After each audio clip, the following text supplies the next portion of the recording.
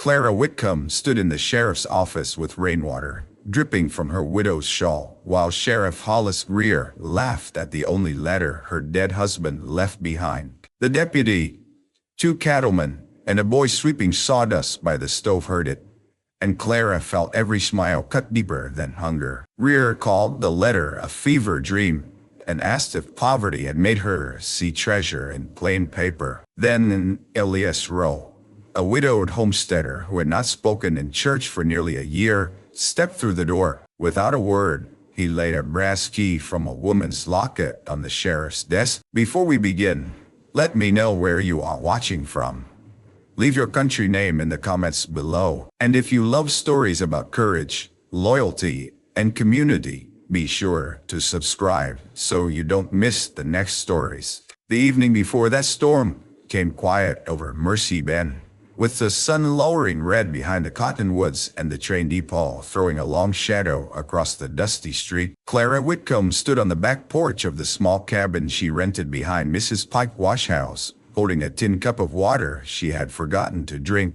The air smelled of warm sage, horse sweat, and supper fires.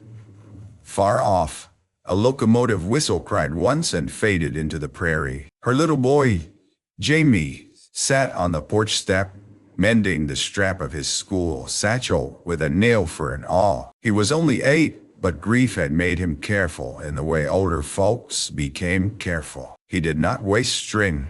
He did not ask for sugar. He watched his mother's face before he spoke, as if his words might cost her something. "Ma," he said, "will Mr. Vale take the cabin too?" Clara turned from the sunset. "No, sweetheart, but he took the south field. He says he did." Jamie bent his head. "Sheriff says papers matter."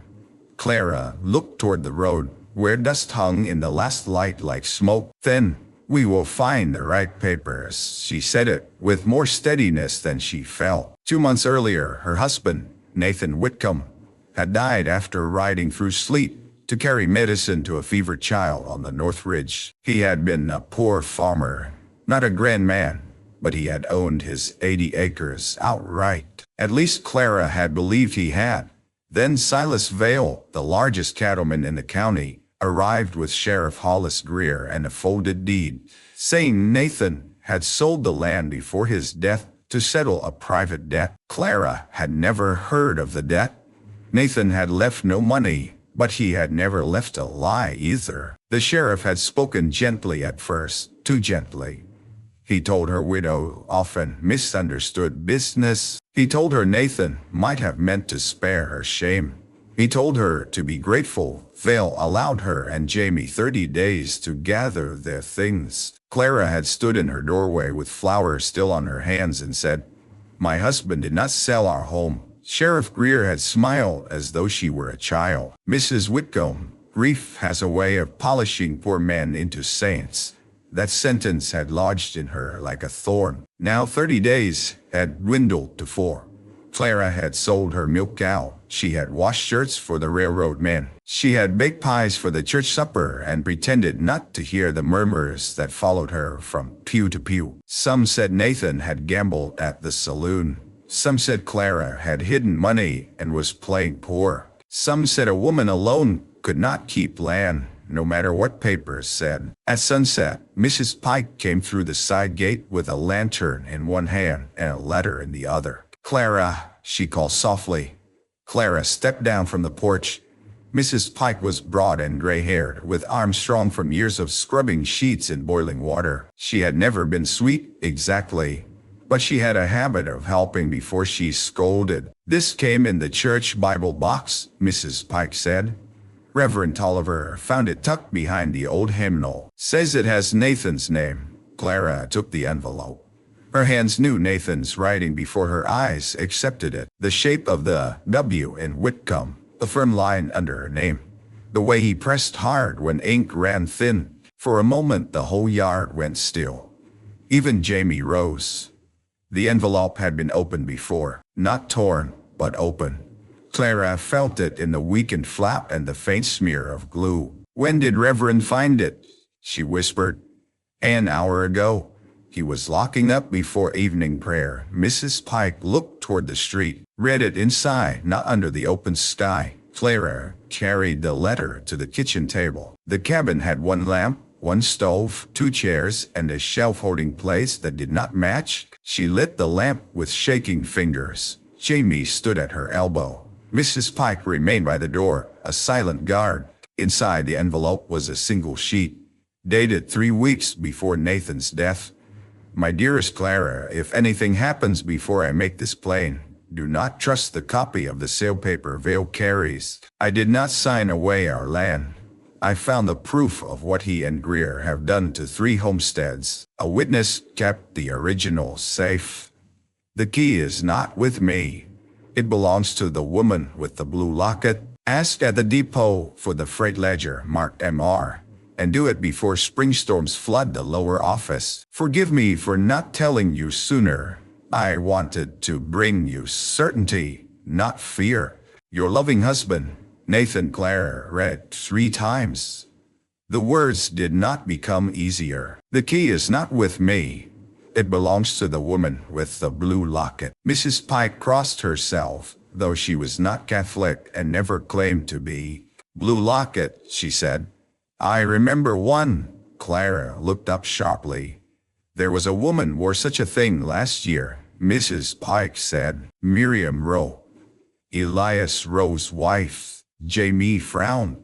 The quiet man from Cottonwood Draw. Mrs. Pike nodded. She worked at the depot office before she died.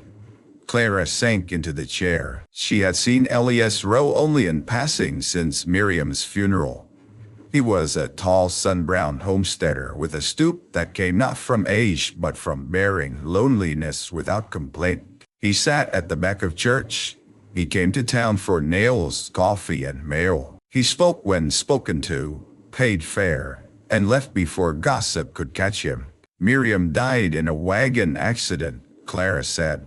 So folks were told, Mrs. Pike answered. The lamp flame trembled in a draft. Outside, a horse passed at a hard trot. Too fast for that hour. Clara folded the letter and tucked it into her bodice. Mrs. Pike heard the hoofbeats too. You go to the sheriff in daylight. No, Clara said. Mrs. Pike narrowed her eyes. Girl, if Nathan is right, the lower depot office could flood. The spring storm is coming. I smelled it all afternoon. If Greer knows this letter exists, he might move whatever is there before morning. And you plan to walk into his office and accuse him? Clara stood. I plan to ask him to open an inquiry. Mrs. Pike gave a dry laugh. That is widow's talk for accusing a man with a badge. Jamie reached for Clara's skirt. Ma, don't go. Clara knelt before him. His face had Nathan's brown eyes and her own stubborn chin. She cupped his cheek. I am not going to fight with fists. I am going to speak the truth. What if he laughs? The question cut, because she feared it too. Then I will stand there until he is done laughing, she said. She put on her black shawl, took the letter, and stepped into the road as the sun dropped fully behind the ridge. Mercy Ben's lamps came alive one by one. The yellow squares of the mercantile. The red glow at the saloon. The church windows pale as milk glass. Horses shifted at hitching posts. Somewhere in the livery, a mule brayed. At the depot, men rolled freight under the eye of the station clerk. Clara walked past all of it toward the sheriff's office. She did not see, at first, the rider watching from the alley beside the feed store. She did not see the way he turned his horse after her she passed. But she heard one thing before she reached the boardwalk. The faint jingle of spurs behind her, stopping whenever she stopped. By the time Clara entered Sheriff Greer's office, thunder had begun muttering beyond the prairie. Sheriff Hollis Greer sat with his boots on the desk, hat tipped back, reading a newspaper 3 weeks old. He was a handsome man in the polished wear, a brass buckle, all shine and hard edges. His deputy, Amos Trigg, leaned against the stove. 2 of Silas Val's cattlemen were playing checkers on a crate. Greer looked over the paper. Mrs. Whitcomb, A little late for respectable business. Clara closed the door behind her. I have a letter from my husband. The cattleman stopped playing. Greer lowered his boots. Dead men write often in this county, do they? He wrote it before he died. Clara placed the letter on the desk but kept 2 fingers on it. She would not let him snatch it away. Greer read the first lines. His smile did not move, but his eyes did. They sharpened. They flicked toward the window. Then the deputy. This is unfortunate, he said. For whom? For you. He leaned back. A widow alone ought not work herself into fancies. Nathan was a decent enough fellow, but debt changes men. My husband says he did not sell our land. Your husband is dead, and the land records are alive. One cattleman gave a low whistle. Greer stood. He was taller than Clara by a head. Careful, ma'am. Clara's heart thudded, but she did not step back. The letter names the Depaw freight ledger. It names a key. Greer read again, then laughed. It was not loud at first. It was worse than loud.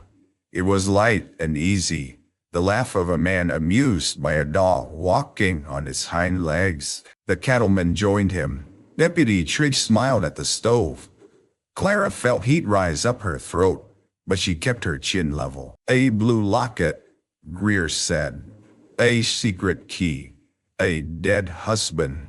Miss S. Whitcomb, if I put every widow's dream in the county record, we would have no paper left for taxes. Then opened the depot office. For a fairy tale? For evidence. He slid the letter back. Go home. Pack what belongs to you. Mr. Vale has been patient. Clara took the letter, but her hand shook now. She hated that it shook. She hated that the men saw. Then the office door opened. Wind pushed in first, carrying dust and the smell of rain. Elias Rose stepped across the threshold, hat in hand, his coat dark at the shoulders where the first drops had fallen. He looked neither left nor right. His eyes were on the sheriff's desk.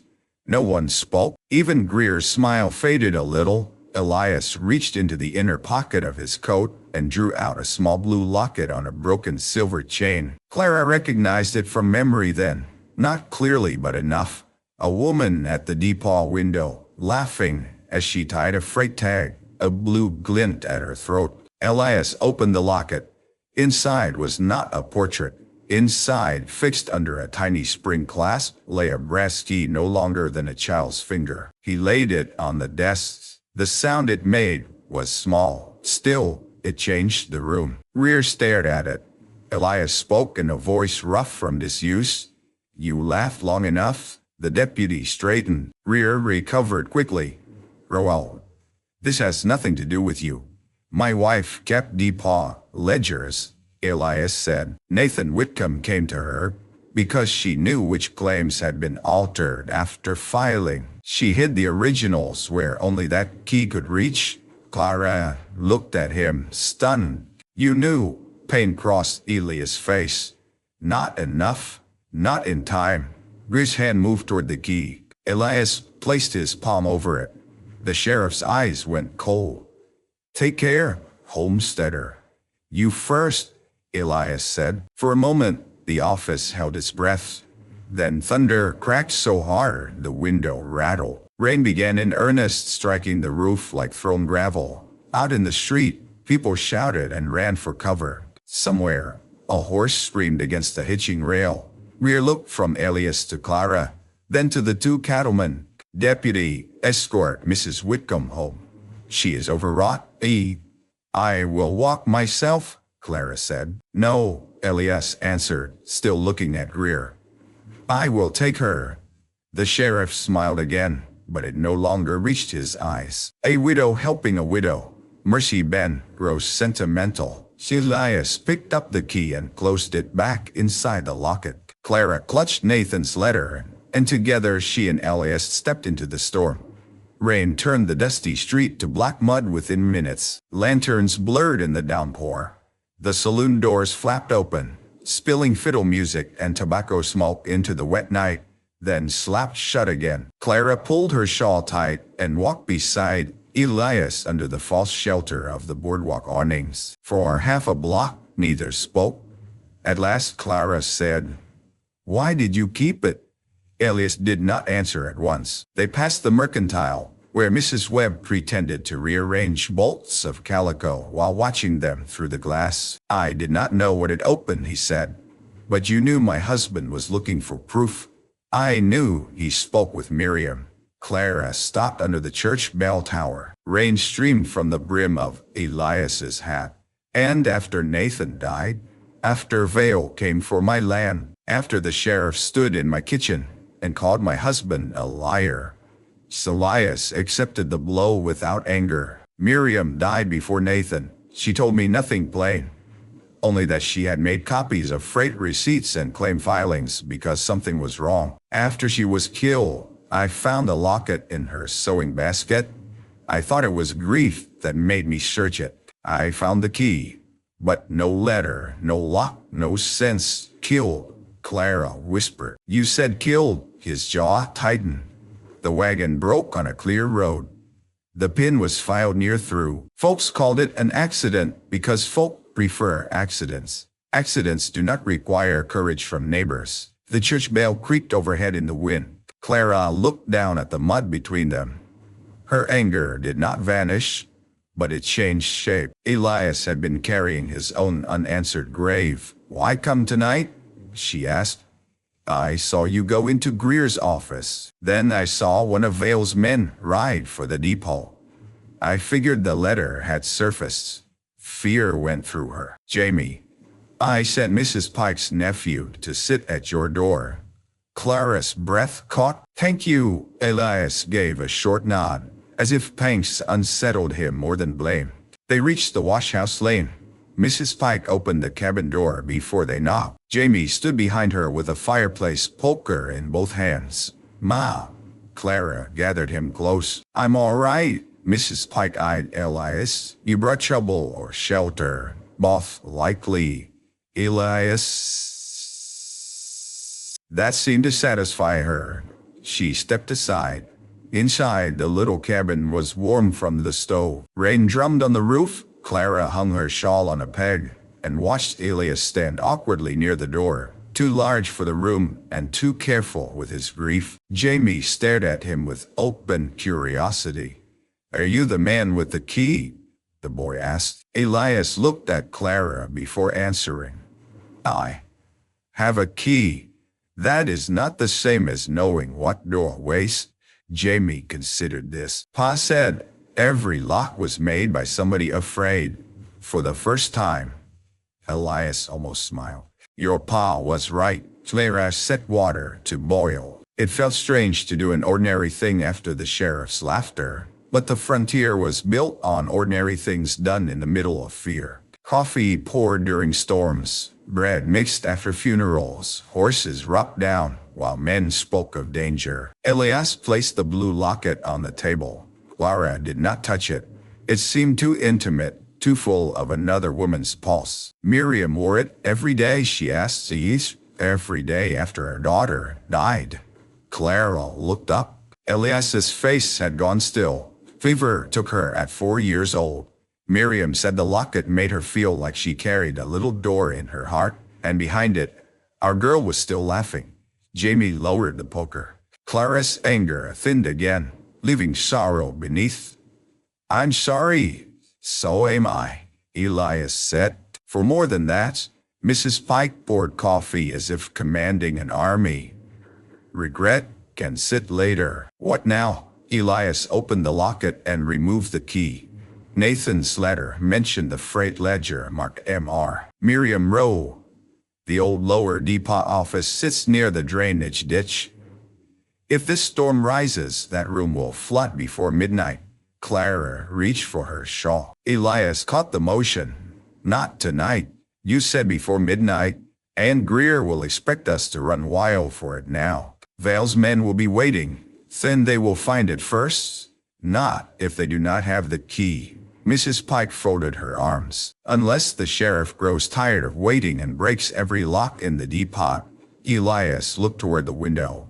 where rain chased itself down the glass. Some locks are built into iron drawers. Break them wrong, and whatever is inside burns or tears. Miriam worked under a station master from St. Louis who trusted gadgets more than men. Clara pressed her hands flat on the table. My home is in that drawer. And the truth about my wife, Elias said. I know. The words hung between them, not as comfort, but as a bridge. By dawn, the storm had weakened to a cold drizzle. Clara had not slept more than an hour. She sat beside Jamie's cot and watched his breath rise and fall while Mrs. Pike snored softly in the chair by the stove. Elias had gone before first light, saying he needed to check the road and his horses. At 7, the church bell rang for morning, though the sky remained dark. At 8, Clara stepped onto the boardwalk with Jamie beside her, both dressed in their best-worn clothes. She had decided to walk to the depot openly. If Mercy Ben wanted a show, let it see a widow seeking records, not sneaking like a thief. But Mercy Ben was already waiting. Word had traveled faster than rainwater. Men lingered by the hitching posts. Women stood in doorways with shawls around their shoulders. The saloon keeper swept mud from his entrance while listening. Silas Vale himself leaned under the mercantile awning, silver beard trimmed neat, black coat spotless, cane in hand. Sheriff Greer stood beside him. Mrs. Whitcomb, Vale called, out early for a woman who made such trouble last night. Clara kept walking. Jamie's hand tightened in hers. Vale stepped down from the boardwalk. I have tried to be charitable. Your husband owed more than money. He owed honesty. A man signs what he signs. Clara stopped then. The whole street seemed to lean toward them. My husband did not sign your deed. Vale smiled with pity, polished thin as a knife. Can you read law script? Mrs. Whitcomb. I can read Nathan's name. Yours was not on his tongue when he died. A murmur passed through the crowd. Sheriff Greer moved closer. Careful. Elias appeared from the livery leading 2 saddled horses and a buckboard team. He had shaved, but his eyes looked as though sleep had not found him either. I will take Mrs. Whitcomb to the depot, he said. Vale's gaze slid over him. Rowo, you have your own claim to worry about. Tune to you, send it. The banknote comes due in June, does it not? Elias did not flinch, but Clara saw the shot land. She had not known he was in danger of losing his place. Vale tapped his cane in the mud. A man with a half-starved homestead should not gamble it on a widow's story. Elias looked at Clara, not Vale. Stories are what liars call truth before evidence walks in. He helped Jamie into the buckboard, then offered Clara his hand. She hesitated only a second before taking it. The depot stood at the east end of town, its platform slick with rain, its telegraph wire humming faintly in the wet air. Freight wagons lined the sidetrack, barrels of kerosene, crates of nails, sacks of flour, and a new cast-iron stove waited under canvas. The station master, Mr. Bell, fussed at the ticket window with spectacles low on his nose. I told Sheriff Greer last night, Bell said the moment he saw them. All access to old freight storage requires county permission. Elias placed the Locket key on the counter. This key belonged to Miriam Rowe, your former clerk. Bell's expression softened, then tightened with fear. Miriam was a fine worker. She marked a ledger Mr. Bell looked past them to the street. I do not want trouble. Clara stepped forward. Mr. Bell, trouble already came. It wore a badge and laughed at a widow. The old man swallowed. Jamie, who had been quiet, said, My pa died honest. Bell's face changed. Adults could resist many things. A child's plain grief was harder. He lifted a ring of keys from under the counter. Lower office? 5 minutes. If the sheriff asks, I was inventorying damaged freight. The old lower office sat beneath the freight platform, down 6 wooden steps and behind a warped door that smelled of mildew and coal dust. Clara held a lamp while Elias ducked under a beam. Water had already seeped across the floor in shining fingers. There were shelves of old ledgers, cracked dispatch boxes, broken telegraph parts, and 3 iron drawers built into the wall beneath the west window. Each drawer had a brass plate. The first read cattle transfer. The second read claim copies. The third had no label, only a small blue enamel dot the size of a pea. Clara's heart began to beat hard. Elias took the key from the locket. "Wait," Clara said. He looked at her. "If what is inside proves Nathan was right, it also proves Miriam knew. It might prove she was killed for it." His fingers closed around the key. "I have lived with Mai for a year." Then he opened the drawer. Inside lay oilcloth packets tied with string. Elias lifted them carefully and set them on the desk. Clara untied the first. There were copies of homestead claims. Not 1, 6. Nathan Whitcomb's, alias Ruiz, a German family named Vogel, a schoolteacher named Alice Trent. Each had 2 versions, one with true signatures and land office seals, another altered to show sale or forfeiture to Silas Vale. The second packet held freight receipts for fence wire, seed, and tools ordered by homesteaders, but marked as unpaid debts through Vale's bank office. The third held a letter in Miriam Rowe's hand. Elias did not reach for it. Clara understood. She unfolded it and read aloud. "If this is found after my death, take it to Circuit Judge Alden or Marshal Pike in Laramie, not to Sheriff Greer. Greer witnessed false transfers in exchange for vows, promised to cover his gambling losses. Nathan Whitcomb knows enough to testify. I have hidden the originals here until we can send them safely. If I cannot go, Elias, forgive me. I thought I was protecting you by waiting. I see now silence protects only the wicked." Clara's voice broke. Elias turned away and braced one hand against the wall. Water dripped steadily from the window frame into a tin pan. Above them, boots moved on the platform. Mr. Bell called down too loudly. "Freight inspection takes time, Sheriff." Clara looked at Elias. Sheriff Greer's voice answered from above. "Open the lower room." Elias gathered the packets. "Back way." Bell appeared at the top of the stairs, pale, cold-chewed. Behind the stove crate, Clara tucked Miriam's letter inside her dress with Nathan's. Elias wrapped the claims in oilcloth and shoved them under his coat. He blew out the lamp. The lower office plunged into gray half-dark. Boots struck the stairs.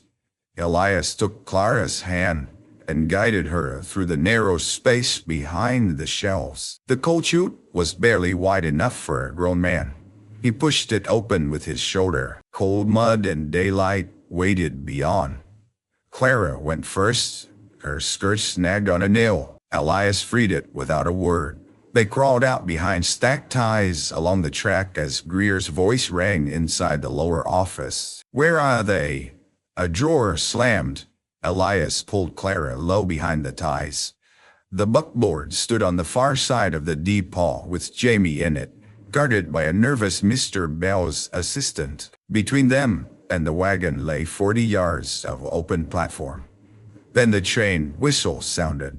A westbound freight rolled in, slow and heavy, steam billowing white across the platform. In the noise and vapor, Elias and Clara ran. By the time Greer burst from the depot door, Elias had the team moving. "Row!" the sheriff shouted. Elias snapped the reins. The buckboard lurched into the muddy street. Jamie looked back, eyes wide. "Did you find it?" Clara pulled him close. "Yes." But behind them, Sheriff Greer mounted in front of the depot. Silas Vale's men followed. And above the prairie, the storm was gathering itself for a second, harder blow. Elias did not take the main road to Cottonwood Draw. He cut behind the church, past the cemetery, through a lane bordered by wet lilacs and leaning fences. The buckboard wheels through mud. Clara held Jamie with one arm and gripped the seat with the other. "Where are we going?" she asked. "My place."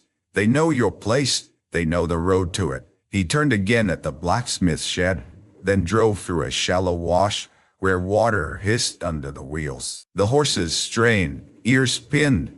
Clara could hear hoofbeats behind them, sometimes close, sometimes lost under thunder. Elias's homestead lay 3 miles north, tucked where cottonwood draw widened into a grass hollow. It was not large, a weathered house with a sod-chinked lean-to, a barn patched in 3 kinds of wood, a corral, a smokehouse, a small kitchen garden just beginning to green. Yet as they came over the rise, Clara felt something in her chest ease. The place had been worked by hands that cared. Elias drove straight into the barn. "Down," he said. Clara and Jamie climbed out. The barn smelled of hay, leather, damp wool, and horses. A dun mare nickered from a stall. Chickens protested from the rafters. Elias pulled the oilcloth packets from under his coat and handed them to Clara. "Hide these in the kitchen stove box. Not the firebox, the ash drawer beneath. Miriam had me build it, double-walled after prairie mice got into our papers." Clara nodded, then paused. "You trust me with them?" He looked surprised by the question. "They are yours as much as mine." That answer did more to steady her than any promise. Inside the house, the ranch kitchen was spare but clean. A blue cup sat alone on the shelf. A woman's apron still hung on a peg near the door, faded from sun. Clara noticed, then looked away. Grief deserved privacy even when it lived in plain sight. She hid the packets as Elias had instructed. Jamie found a place near the stove and sat stiffly, trying to be brave. Outside, Elias moved the buckboard, wiped tracks with a feed sack, and turned the horses into the back corral. By the time riders came over the rise, the barn doors were closed and Clara was kneading biscuit dough as if she had been there all morning. Sheriff Greer entered without knocking. Elias stood at the kitchen table, sleeves rolled, sharpening a harness knife with slow stroke. Greer looked around the room. His eyes passed over Clara's flour-dusted hands, Jamie by the stove, the kettle steaming, the apron on the peg. "Domestic," he said. Elias did not stop sharpening. Hungry men often mistake kitchens for weakness. Silas Vale stepped in behind the sheriff, removing his gloves finger by finger. "Mrs. Whitcomb, you took county records. I took copies that belonged before they were stolen." Strong words from a woman trespassing on another man's land. Clara pressed the dough flat. Her hands no longer shook. "This land is Mr. Rose for now," Vale said. Elias's knife made a soft sound against the whetstone. Greer moved toward the stove. Clara's heart kicked. Jamie looked at her, but she gave the smallest shake of her head. The sheriff lifted the coffee pot lid, glanced into the wood box, opened a cupboard. Then he crouched by the stove. Elias set the knife down. The room went silent except for rain ticking against the window. Greer's hand reached for the ash drawer. A crash came from the barn. All heads turned. The dun mare screamed. Elias was out the door before anyone spoke. Greer followed, cursing. Clara grabbed the packets from the ash drawer and shoved them into Jamie's satchel.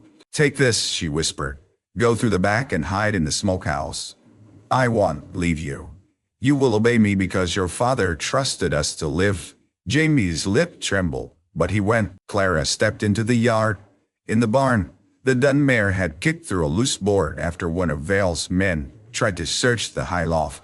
Elias stood between the mare and the men, one hand on the horse's neck, calming her in a low voice. "The animal nearly killed my hand," Vale snapped. "She has good judgment," Elias said. Greer turned back toward the house. Clara knew he would go to the stove again. Then a rider came hard into the yard from the west. It was Reverend Tolliver, coat flapping, hat nearly gone, spectacles wet. "Sheriff," he called, "you are wanted in town. The south bridge is out, and there is a wagon pinned near the creek." Greer hesitated. Vale glared. "Let someone else tend it." The Reverend's voice sharpened. "There is a child in the wagon." That changed the air. Even Greer could not ignore a child in front of witnesses. He pointed at Elias. "This is not finished." "No," Elias said. It is not. The riders left in a rush of mud and hoofbeats. The yard emptied. Rain softened. Clara found Jamie in the smokehouse clutching the satchel. She knelt and gathered him close, breathing in smoke, wool, and frightened boy. Aya stood in the doorway, watching them with something unguarded in his face. "You did well," he told Jamie. Jamie sniffed. "I was scared. I was scared." The boy stared at him, surprised. Elias crouched stiffly. Being scared does not shame a man. Letting fear choose for him does. That evening, they stayed at Elias' homestead because the creek had risen too high to cross safely. Clara made stew from potatoes, onions, and a little salt pork. Elias brought in wood. Jamie fed the chickens and returned with 2 eggs held like treasure. The storm wrapped the house. Rain ran from the eaves in silver ropes. Thunder rolled over the draw. In the barn, the mare settled. In the kitchen, the lamp made a circle of amber light. For the first time since Nathan's death, Clara ate without feeling watched by pity. After supper, Jamie fell asleep on a pallet near the stove, one hand still near his satchel. Clara washed dishes in a basin, while Elias stood at the door looking into the rain. "You could lose your claim," she said. "I was losing it already." "Vale said the banknote comes due." "Yes." "Why did you borrow?" "For seed after the hail. Then for Miriam's doctor. Then for burying my girl proper before that." His voice remained even, but Clara heard the cost under it. "Debt is a rope. Men like Vale know how to toss it soft." Clara dried a plate. "Nathan never told me he was investigating claims. He likely feared you would ask him not to." "I would have asked him not to." Elias looked back at her. "And I would have been wrong," she said. A faint wind moved under the door. The lamp flame leaned. Elias crossed the room and took the blue locket from his pocket. He set it on the table between them. "Miriam used to say, truth is not a rifle. You cannot fire it from a distance and call yourself brave. You have to carry it into the room where the lie sits." Clara touched the locket gently. "She sounds formidable." She was kind. Elias said, "Folks mistake that for soft." Clara smiled a little. "They do." Their eyes met, and for one quiet moment the room held more than grief. It held recognition, not happiness, not yet. Something humbler and stronger. 2 people who had been emptied by loss, discovering that emptiness did not have to become a permanent home. Elias looked away first, but not rudely. "Tomorrow, if the roads hold, we take the papers to Judge Alden. Greer will stop us. Likely, Vale will come harder." "Yes." Clara folded the dish towel. "Then, we should make copies." Elias turned. She nodded toward the shelf. "You have ink?" For the next 3 hours, while the storm shook the windows and Jamie slept, Clara and Elia copied the most important pages by lamplight. She had a neat hand from years of keeping household accounts. Elias wrote slower but precise. They copied Miriam's letter, Nathan's letter, the altered deeds, the real claim seals, the freight receipts. When Clara's fingers cramped, Elias placed a warm cup of coffee beside her without comment. When his eyes blurred, she read the next line aloud. Outside, men could be riding, the creek could be rising, the sheriff could be planning. But inside that kitchen, the work became a kind of vow. Near midnight, Clara found a line on one receipt that made her sit back. "Elias," he leaned over. The receipt showed a shipment of bridge timber ordered by the county and paid for in full. The receiving signature was Greer's, but beside it, in Miriam's small writing, was a note, "Diverted to Vale North Corral, not South Bridge." "The South Bridge washed out today," Clara whispered. Elias's face hardened. "Because Vale stole the timber, and Greer signed for it." They stared at each other. This was no longer only about land. If a wagon had gone into the creek because the bridge was never repaired, Vale and Greer's fraud had nearly killed a child. From the pallet, Jamie stirred but did not wake. Elias gathered the papers. At dawn, we ride. But dawn did not bring safety. It brought hail. White stones struck the roof like thrown crockery. The draw filled with mist. The creek beyond the cottonwoods roared brown and swollen. Elias stood in the barn saddling 2 horses while Clara pinned the copies inside her bodice and tucked the originals into a flour sack beneath biscuits in a covered basket. Jamie watched from the stall gate. I can ride, you can, Elias said. But today you ride with Reverend Tolliver. Clara looked up. Reverend, I sent a note by the hired boy at first light. Tolliver will take Jamie and 1 set of copies to Mrs. Pike. If we are stopped, proof still reaches town. Jamie straightened. I want to help. Clara knelt before him. You are helping by carrying your father's truth? The boy nodded solemnly. Then, to Elias, he said, You bring Ma back? Elias' answer came low. I will spend everything I have trying. That was not a grand promise. It was better than one. They rode out when the hail turned to rain. Clara wore Elias' old slicker, too broad in the shoulders. The prairie had become a moving sheet of gray. Water ran in ruts. Grass flattened under wind. The horses fought for footing. They did not take the depot road. Elias led Clara along a cattle trail behind the ridge, then down toward the old church road where the ground rose higher. Twice they dismounted to lead the horses through washouts. Once Clara slipped, and Elias caught her by the waist before the current took her feet from under her. For 1 second, held against him in the rain, she felt the startling warmth of another living body protecting hers. Not claiming, not rescuing for pride. Simply there, she stepped back, breathless. Thank you. He released her at once. Watch the clay. It lies, despite everything. She almost laughed. They reached the edge of town near noon. The church bell was ringing, not for worship but alarm. People crowded the boardwalks. A wagon with a broken wheel stood near the livery. Men shouted about the bridge. Women carried blankets to the church hall. Mercy Bend was frightened, and frightened towns often looked for someone to blame. Silas Vale had chosen his target well.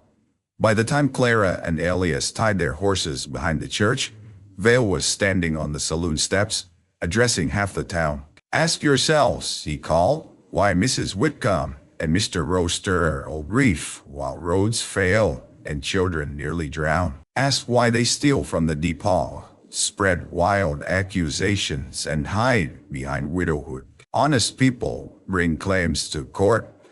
Thieves run in storms. Sheriff Greer stood beside him, face grave. Clara felt the crowd's suspicion like a physical wind. Elias took the basket from his saddle. We go to the judge. He is not here, Clara said. No, but the telegraph is. The telegraph office was inside the depot. To reach it, they would have to cross the street in front of everyone. Clara looked at Vale. He saw the basket. His eyes narrowed. Elias, she whispered. If they search, I know. He took the flour sack of originals from the basket and slipped it beneath his coat. Then he handed the basket, still holding biscuits and 1 copy packet, to Clara. What are you doing? Splitting the cost. Before she could answer, he stepped from the alley into the open street. Vale saw him and pointed. There, ask him what he carries. Greer moved fast, hand near his revolver. Roll. Stop. The street went silent except for rain dripping from eaves. Elias kept walking. Clara understood then what he had chosen. If everyone watched him, they would not watch her. Stop him! Vale shouted. Elias turned toward the sheriff's office instead of the depot. Greer followed, furious. So did most of the crowd. Clara stood frozen for half a breath, then moved under the awning line toward the depot with the basket over her arm. Jamie was not there. Good. Reverend Tolliver had him hidden.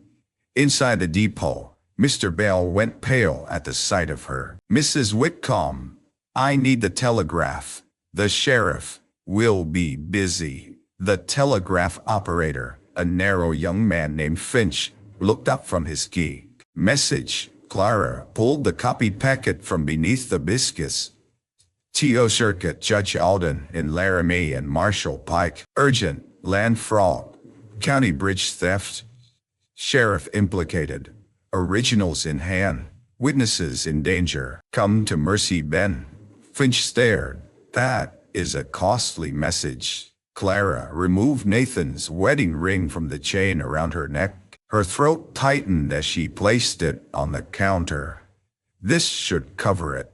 Mr. Bell made a wounded sound. Mrs. Whitcomb, send it, she said.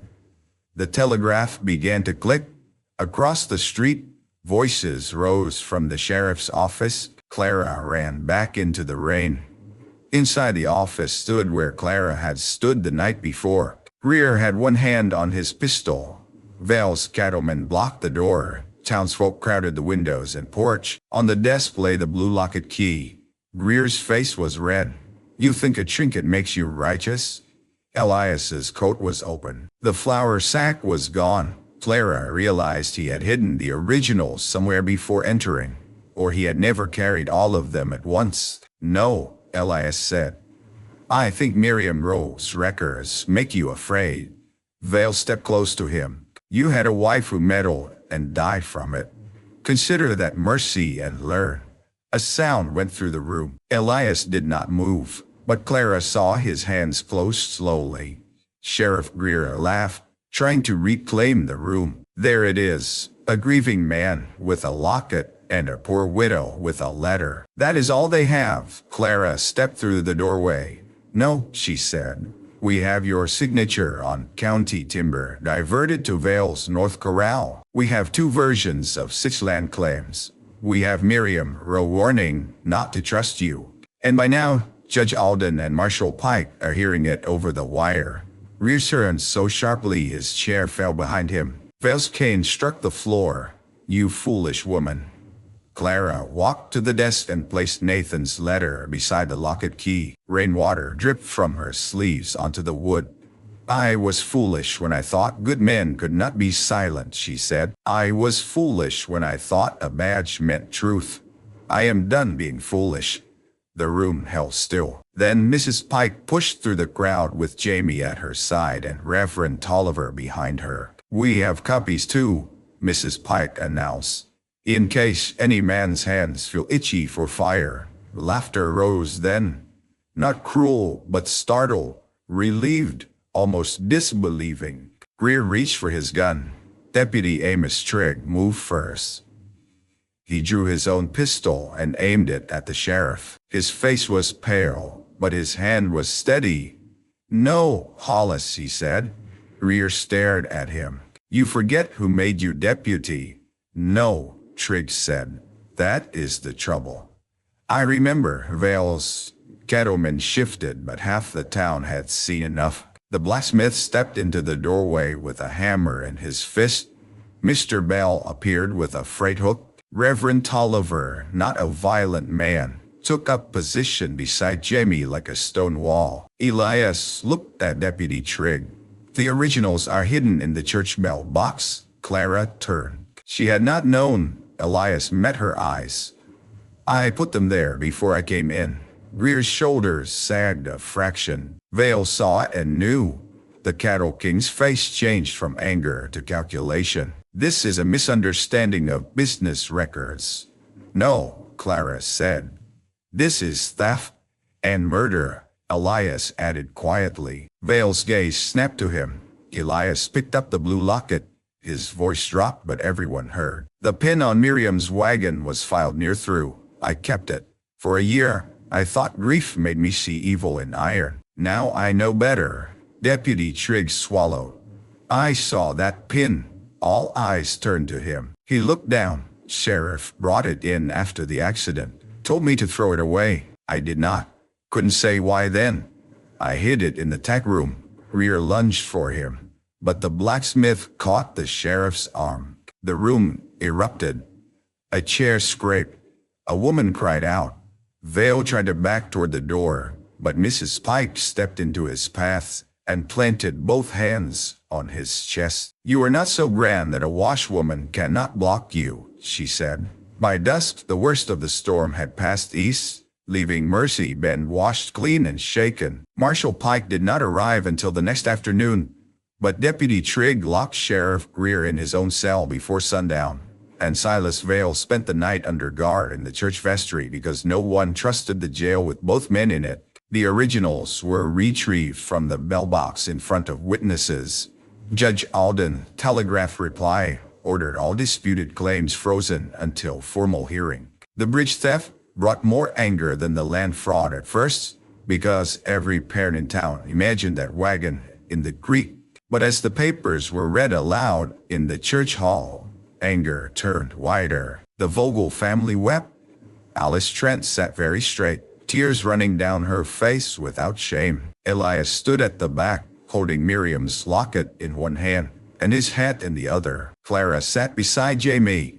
When Nathan's true claim was read, her son leaned against her and whispered, "Pa came home." She kissed his hair. Yes, in the way he could. In the weeks that followed, Mercy Bend changed slowly, as towns do after discovering the truth has been sitting in their own street all along. Some apologized too quickly, hoping speed might erase cowardice. Some brought pies and fence nails and offers of help. Mrs. Webb from the Mercantile cried into her handkerchief and admitted she had repeated Vale's rumors. Clara forgave what she could and let time handle the rest. The court hearing confirmed the fraud. Vale's bank holdings were seized pending restitution. Sheriff Greer's badge was sent back to the county seat in a sealed envelope, and Greer himself was taken east in irons. Deputy Trigg, who expected dismissal, was kept on until a new sheriff could be appointed, because Mercy Bend decided a man who finally told the truth might yet grow into it. The stolen bridge timber was found exactly where Miriam's note said it would be, in Vale's North Corral, planned and stacked behind a lock shed. Men hauled it back in wagons, and this time the town built the South Bridge together. Elias came to help, though his own spring planting waited. Clara came too, bringing coffee and bread for the workers. At noon, while men hammered planks and horses stamped in the mud, she found Elias tightening a support chain alone beneath the cottonwoods. "You should be in your field," she said.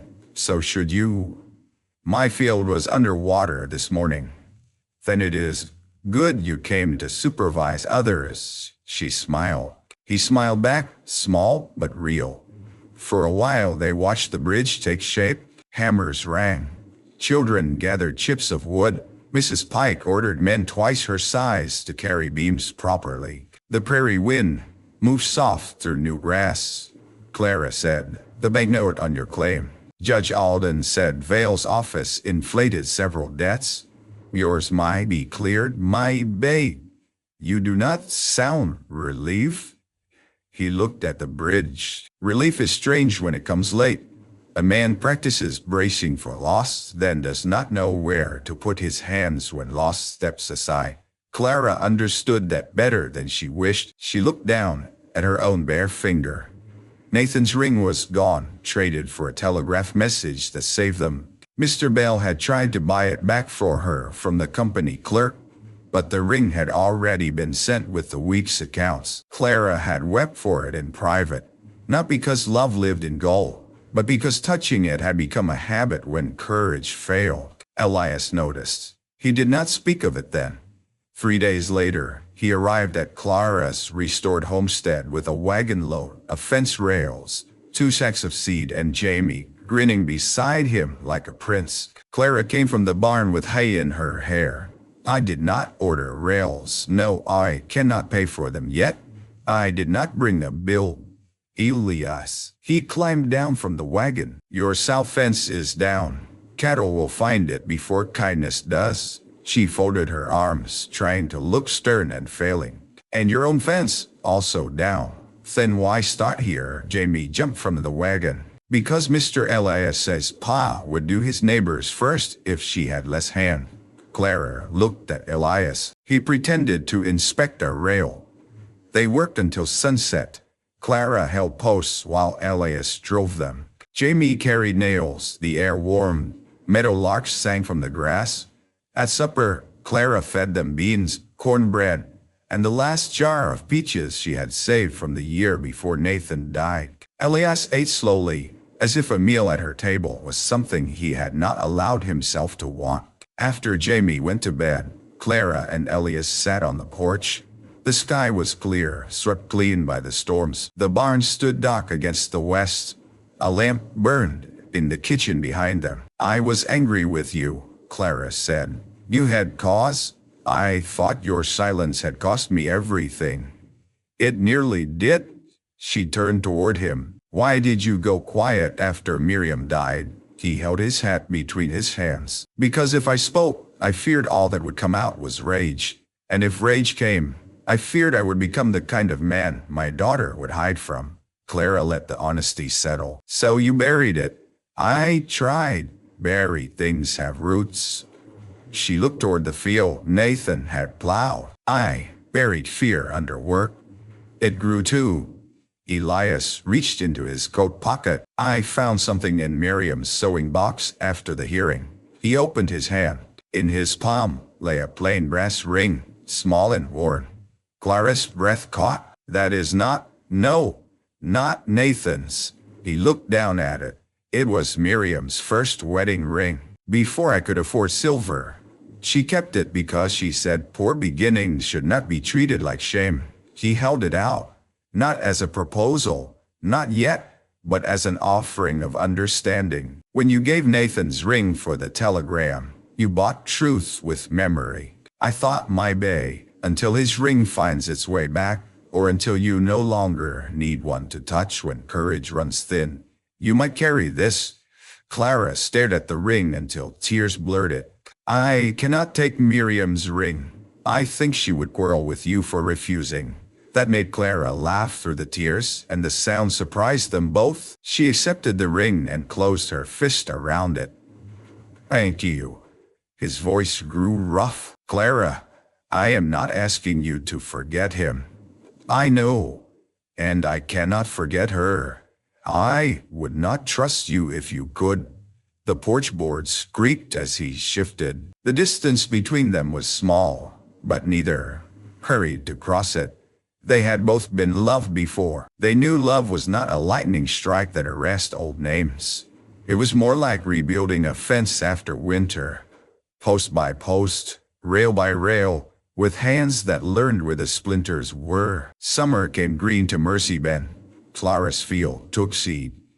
Elias's note was corrected, then cleared when Vale's fraudulent accounts were exposed. The South Bridge held under 3 rains. The church bell was repaired, and each time it rang, people looked up as if remembering the day truth had hidden above their heads. Clara and Elias did not become a story all at once, though the town tried to make them one. He came to mend the barn roof. She went to help with his canning when his beans came in heavy. Jamie spent half his days at Cottonwood, learning to gentle the dun mare, who had forgiven no one but him. On Sundays, Elias no longer sat at the back of church.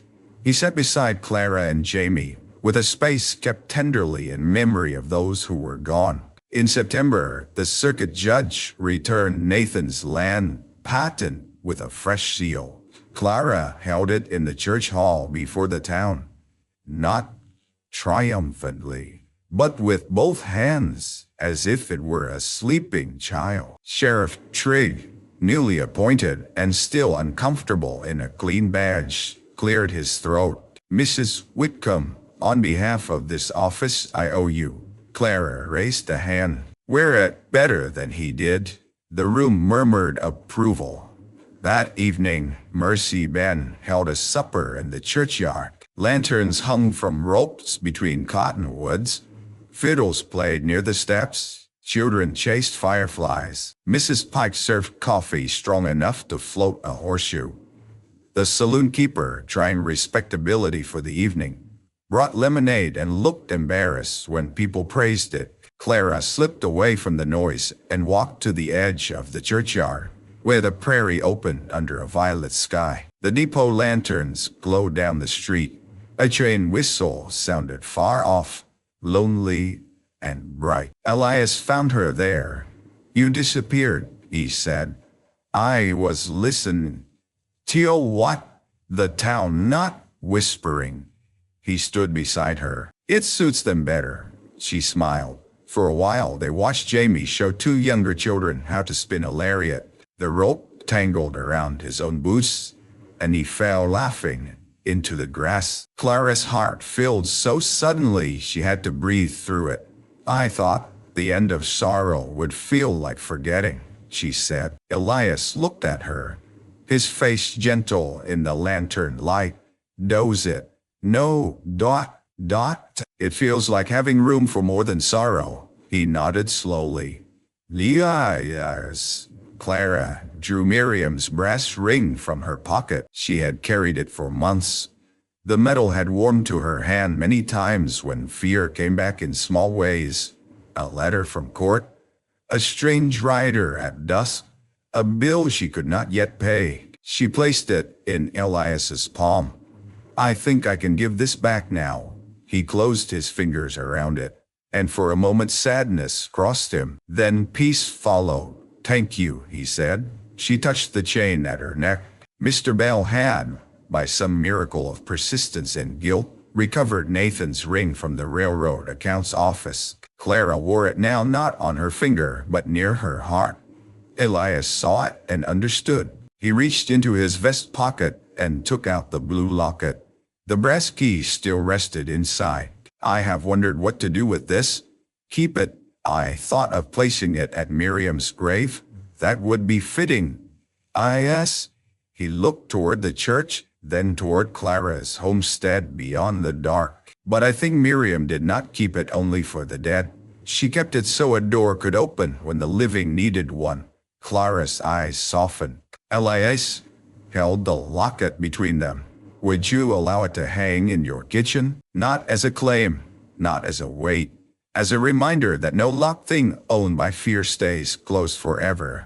Clara took the locket. "Our kitchen," she said quietly, then felt heat rise in her cheeks because the words had come before permission. Elias went very still.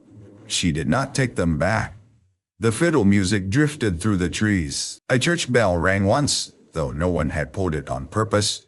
Perhaps the wind had moved the rope, or perhaps some things liked to answer at the right moment. Elias stepped closer. "Clara Whitcomb, I have no grand house. I have a barn with 3 bad boards, a mare with opinions, and a heart that learns silence too well. But I would spend the rest of my days speaking truth beside you, if you will have me." Clara looked at this man who had not saved her by strength alone, but by choosing truth when silence would have cost him less. She thought of Nathan and felt no betrayal in the tenderness rising now. She thought of Miriam and felt gratitude. She thought of Jamie, laughing in the lantern light, and of fields that would need planting every year, no matter how much grief had passed through them. "Yes," she said, "but we fix my barn first."